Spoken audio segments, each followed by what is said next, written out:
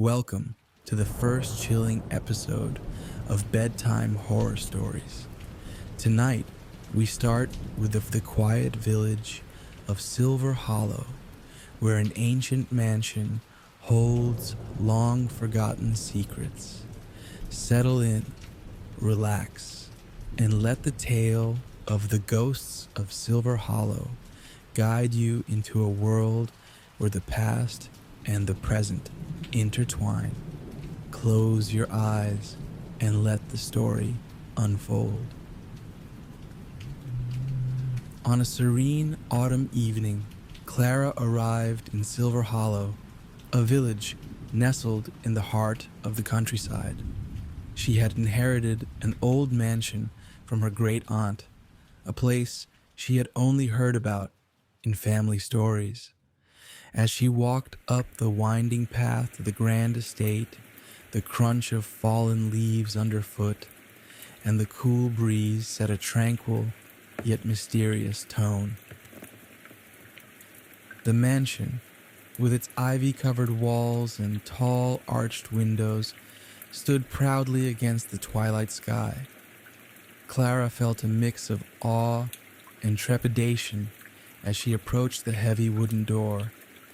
It creaked open to reveal a dimly lit foyer adorned with antique furniture and portraits of stern-faced ancestors. The air smelled faintly of lavender and old books. Clara settled into a cozy room on the second floor, its large bay window offering a view of the sprawling gardens below. The crackling fire in the hearth and the rhythmic ticking of the grandfather clock created a soothing atmosphere. As she unpacked, she discovered a dusty old journal tucked away in a drawer. Curious, she began to read the faded pages, which belonged to her great-aunt Beatrice. Beatrice's entries were filled with descriptions of daily life in the mansion, but as Clara read further, the tone of the journal shifted. Beatrice wrote of strange occurrences, unseen figures, ghostly whispers, and a sense of being watched. Her final entry spoke of a family curse and a promise to protect the mansion's secrets. That night, as Clara lay in bed, she heard the faint sound of footsteps echoing through the mansion. The old wood creaked under the weight of an unseen presence. She closed her eyes, trying to dismiss the sounds as her imagination, but the whispers grew louder, calling her name. Determined to uncover the truth, Clara decided to explore the mansion the next day. She wandered through the grand hallways, her footsteps echoing in the silence. In the library, she found a hidden door behind a bookshelf. The door creaked open to reveal a secret room filled with dusty artifacts and old family heirlooms. In the center of the hidden room was an ancient chest, its brass lock tarnished with age. Clara carefully opened it, revealing a collection of letters and a small, ornate box. The letters were written by Beatrice and addressed to a man named Edward, recounting their forbidden love and the tragedy that had befallen them. The box contained a locket with their portraits and a key. Clara felt a chill run down her spine as she realized the key must unlock another secret. She continued her search and found a hidden staircase leading down to the mansion's cellar. The air grew colder as she descended, the flickering candlelight casting eerie shadows on the walls. In the cellar, Clara discovered a sealed door with a keyhole that matched the ornate key.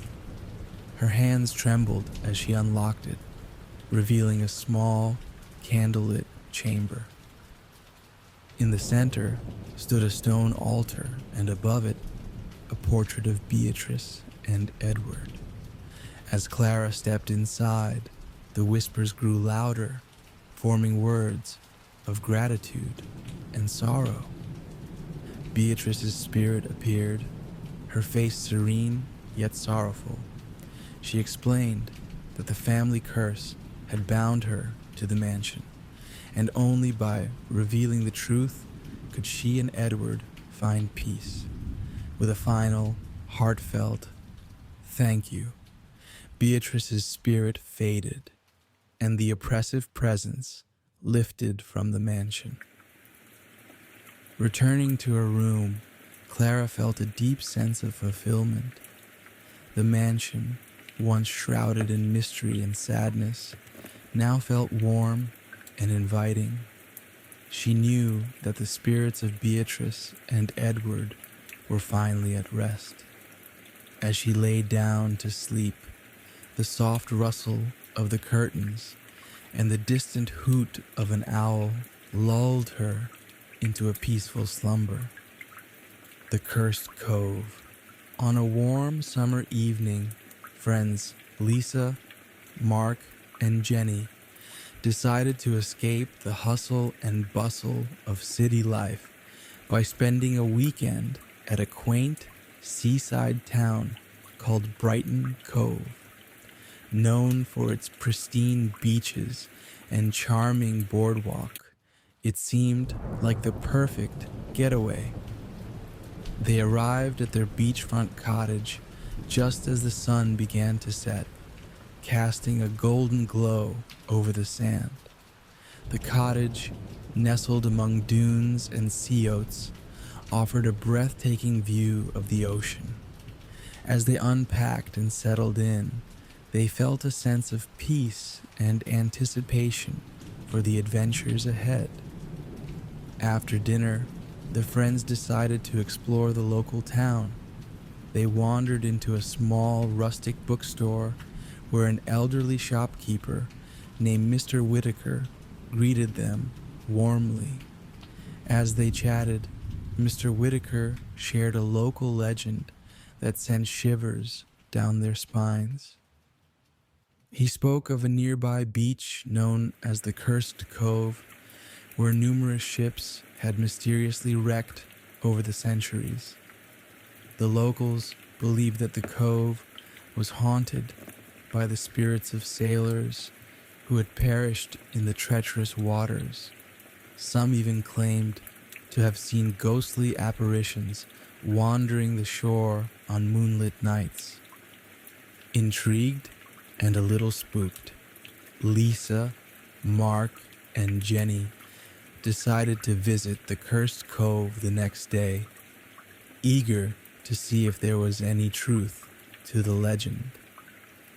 That night, they returned to their cottage, the sound of the waves lulling them to sleep.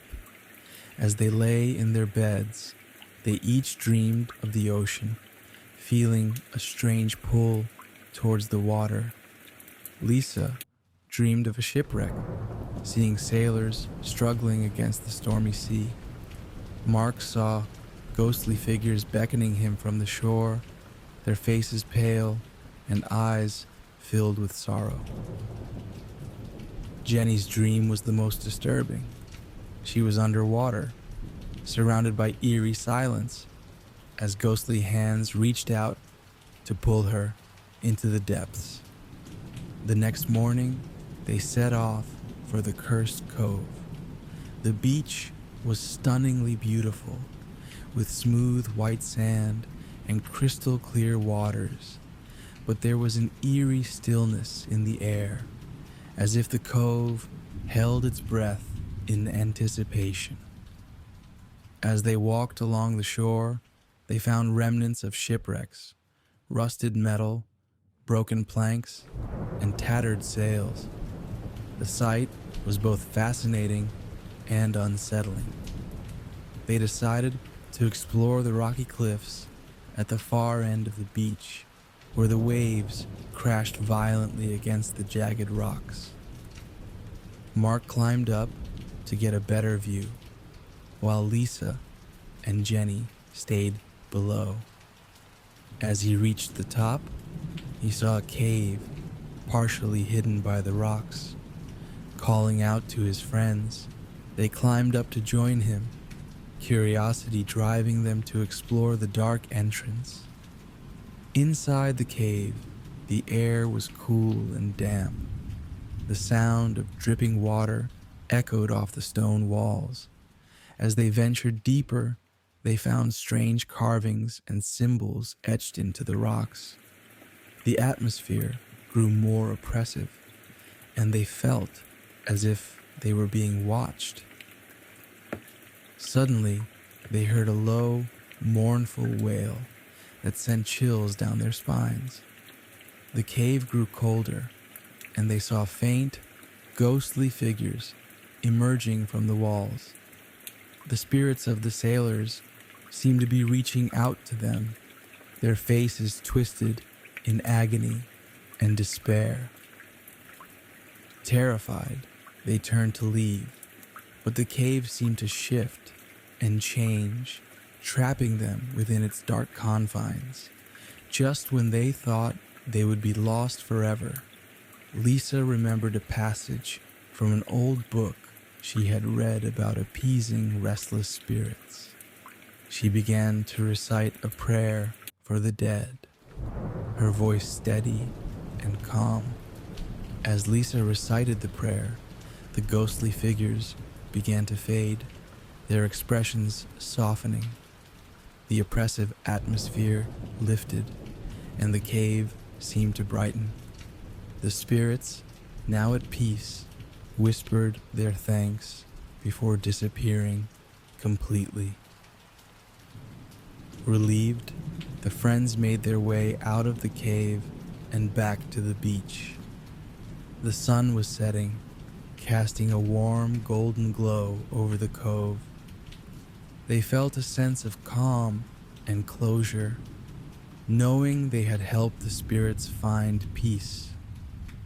They returned to their cottage, exhausted but content.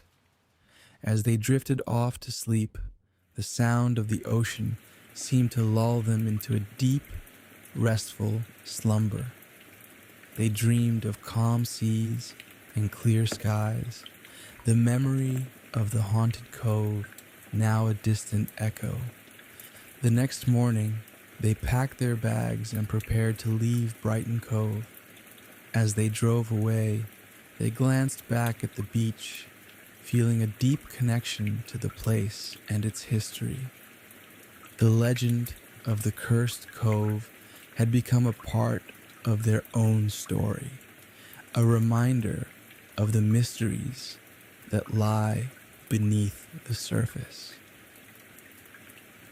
Though they were leaving, they knew they would always carry the memory of the cove with them.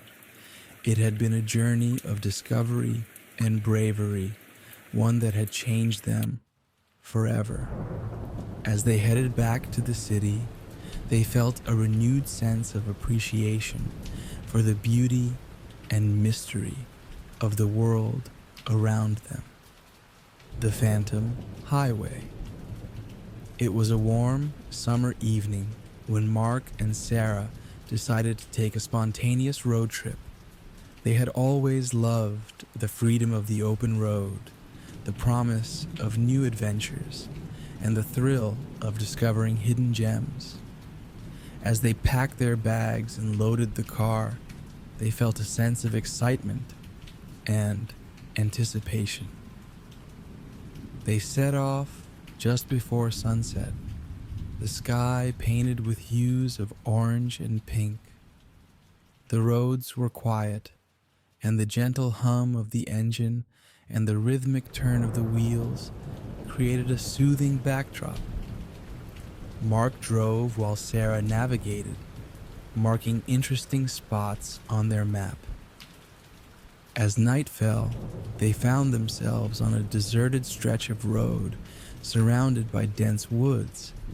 The headlights pierced through the darkness, illuminating the narrow path ahead.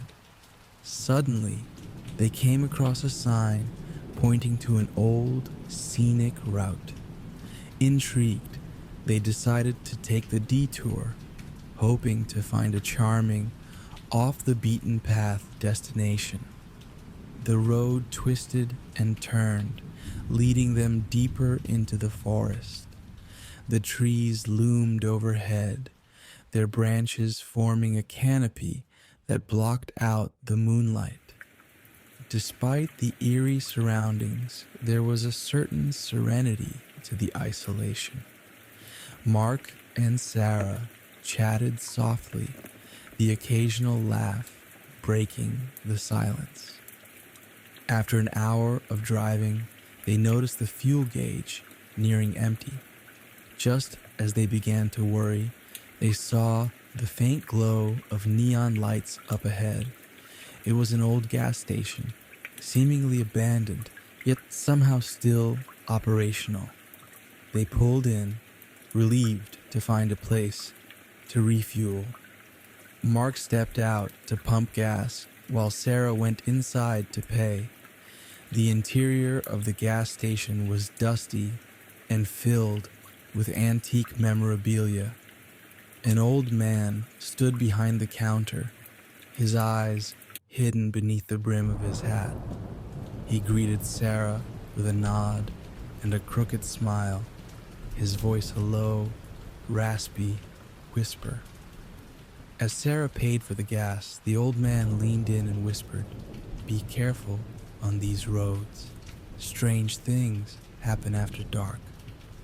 Sarah shivered, but before she could ask what he meant, he turned away, busying himself with an old ledger.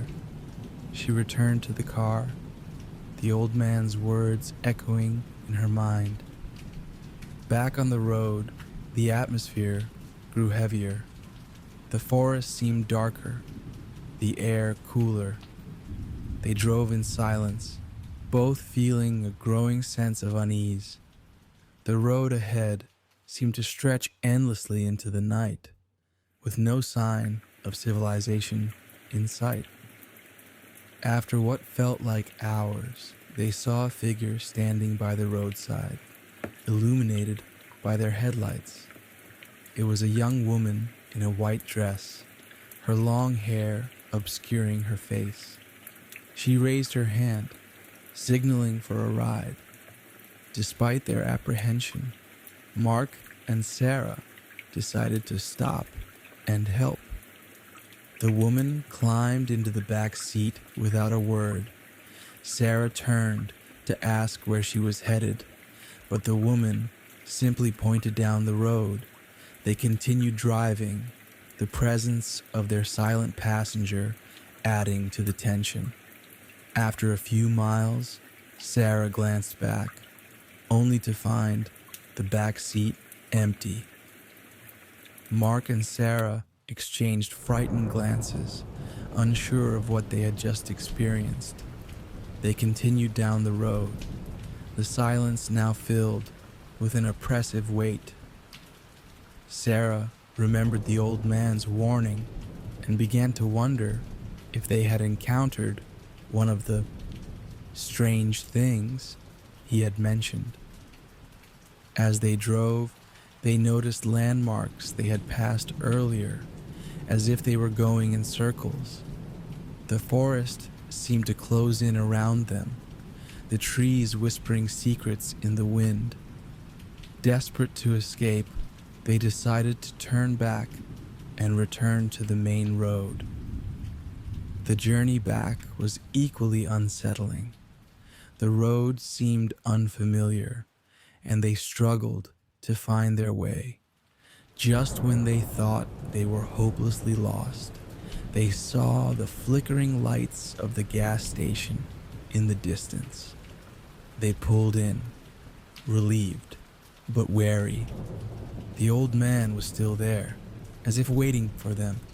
He nodded knowingly as they approached. "You saw her, didn't you?" he asked. Mark and Sarah nodded, their faces pale. The old man sighed. She's been here for years, a lost soul looking for her way home. With the old man's guidance, they finally found their way back to the main road. As they drove away, they glanced back one last time to see the gas station lights flicker and fade into darkness. The journey home was quiet, the eerie events of the night lingering in their minds. Despite the chilling experience, Mark and Sarah felt a strange sense of closure, as if they had helped the ghostly hitchhiker in some way. They arrived home just before dawn, exhausted but grateful for the safety of familiar surroundings. The Enchanted Road. On a crisp autumn morning, Emily and Jack decided to take a scenic road trip through the Appalachian Mountains. They had heard stories of the breathtaking views and hidden wonders of the region. As they packed their car and set off, they felt a sense of excitement and anticipation for the adventure ahead. The winding roads took them through dense forests and along sheer cliffs, offering glimpses of the vibrant fall foliage. The golden and red leaves created a picturesque backdrop as the sun cast a warm glow over the landscape. Emily and Jack enjoyed the peaceful drive, unaware of the mysteries that lay ahead. As the sun began to set, they came across an old wooden sign that read, "Enchanted Road, Scenic Route." Intrigued by the name, they decided to take the detour, hoping to discover a hidden gem. The narrow road led them deeper into the forest, the trees forming a dense canopy overhead.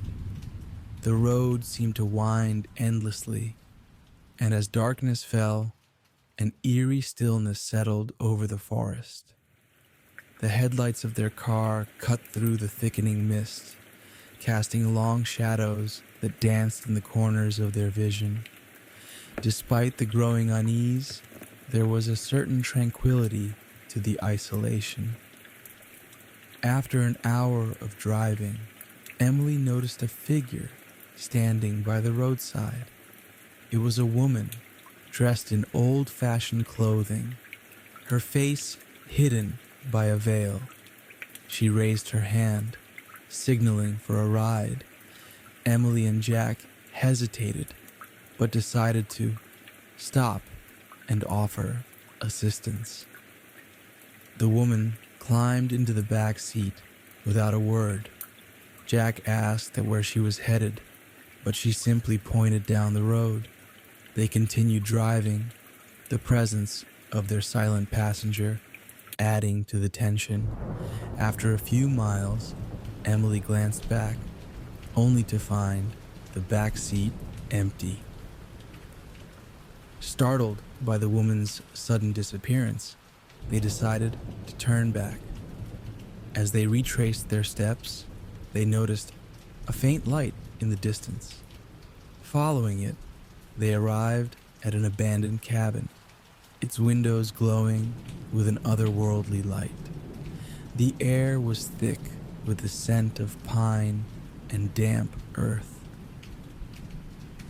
Inside, the cabin was furnished with antique furniture and old photographs lining the walls. The atmosphere was oddly comforting, despite the strange circumstances.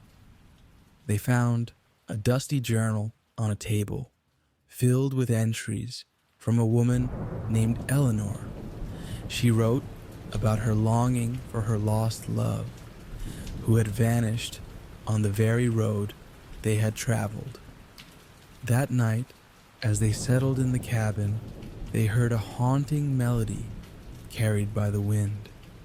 The soft notes of a piano filled the air, evoking a sense of melancholy and nostalgia. Emily and Jack felt a connection to Eleanor's story, as if they were sharing in her sorrow. and hope. Drawn by the music, they ventured outside and followed the sound to a hidden glade. In the center stood a grand piano, untouched by time. As they approached, the ghostly figure of Eleanor appeared, her fingers dancing over the keys. She smiled at them, her eyes filled with gratitude. Eleanor's spirit revealed that she had been searching for her lost love for centuries, bound to the Enchanted Road by her unfulfilled longing. She had finally found peace through Emily and Jack's kindness and empathy. With a final, tender note, she vanished, leaving the piano and the glade bathed in moonlight. Returning to the cabin, Emily and Jack felt a profound sense of calm and fulfillment. The road that had seemed so ominous now felt like a path of healing and closure. They spent the rest of the night in peaceful slumber, the memory of Eleanor's melody lingering in their minds. The next morning, they packed their belongings and prepared to leave the Enchanted Road. As they drove away, the forest seemed brighter, the colors more vivid. They felt a deep connection to the place and its secrets, knowing they had played a part in a timeless story. The drive home was filled with reflection and quiet conversation. They had experienced something extraordinary, something that had touched their souls and left them forever changed. The Enchanted Road would remain a cherished memory, a reminder of the beauty and mystery of life. The Shadows of Seacliff. On a warm summer evening, siblings Anna and Ben decided to spend a week at Seacliff Beach, a quaint seaside town known for its pristine beaches and charming boardwalk. They had rented a beach house that stood alone on a cliff overlooking the ocean, promising both seclusion and breathtaking views. As they arrived at the beach house, the setting sun cast a golden glow over the sand and waves. The house, with its weathered wooden exterior and large windows, offered a perfect vantage point to watch the sunset. They unpacked and settled in, feeling a mix of excitement and tranquility. That evening, they decided to explore the town. At a small cafe, they met an old fisherman named Captain Harris, who shared stories of the town's history and legends. One story in particular caught their attention. Captain Harris spoke of a shipwreck that occurred many years ago, just off the coast of Seacliff. The ship, known as the Horizon, had been caught in a fierce storm and dashed against the rocks. The bodies of the crew were never recovered, and locals believed their spirits still roamed the beach on stormy nights, searching for a way home. Intrigued by the tale, Anna and Ben decided to visit the site of the shipwreck the next day, eager to see if there was any truth to the legend. That night, as they lay in their beds, the sound of the waves crashing against the cliffs lulled them to sleep. But their dreams were anything but peaceful. Anna dreamed of a ship battling against the stormy sea, while Ben saw ghostly figures wandering the shore, their faces filled with sorrow and longing. They both woke up feeling uneasy, the dreams lingering in their minds. Determined to uncover the truth, they set out for the beach early the next morning. As they walked along the beach, the morning fog hung thick in the air, giving the scene an ethereal quality. They found remnants of the shipwreck, pieces of wood and rusted metal half buried in the sand. The atmosphere was both fascinating and unsettling. Ben noticed a path leading up to the cliffs and suggested they follow it. As they climbed, they came across a small, overgrown cemetery. The tombstones, weathered by time, were barely legible. One grave, in particular, stood out. It was marked with the name Captain Edward Blackwood, the captain of the Horizon. Suddenly, they heard a soft, mournful melody carried by the wind. It seemed to come from a nearby cave, partially hidden by the rocks. Drawn by the haunting tune, they decided to investigate. Inside the cave, the air was cool and damp. The melody grew louder, echoing off the stone walls. As they ventured deeper, they found old lanterns and nautical instruments scattered on the ground.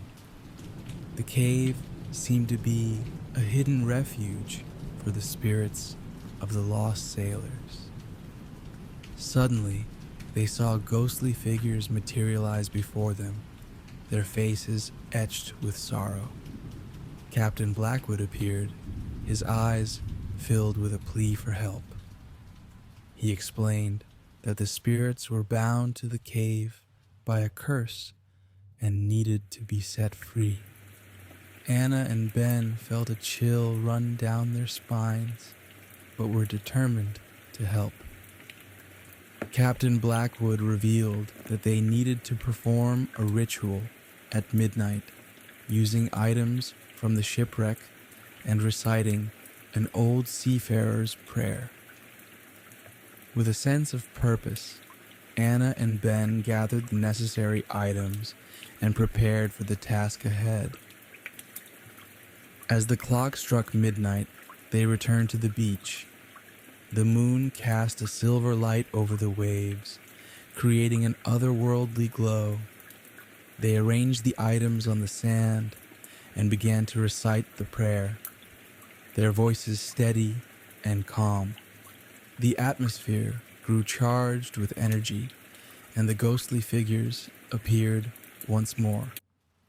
As Anna and Ben finished the prayer, a brilliant light enveloped the spirits, and they began to fade, their expressions peaceful and relieved. The curse was broken, and the spirits were finally free. Exhausted but content, they watched as the spirits vanished into the night. The beach seemed brighter, the air lighter. They knew they had done something meaningful, and the memory of the haunted cove would stay with them forever. The next morning, Anna and Ben packed their bags and prepared to leave Seacliff Beach. As they drove away, they glanced back at the ocean, feeling a deep connection to the place and its history. The legend of the Horizon had become a part of their own story, a reminder of the mysteries that lie beneath the surface. They felt a renewed sense of appreciation for the beauty and mystery of the world around them. As they headed back to the city, they knew they would carry the memory of Seacliff Beach with them always. Good night, everyone.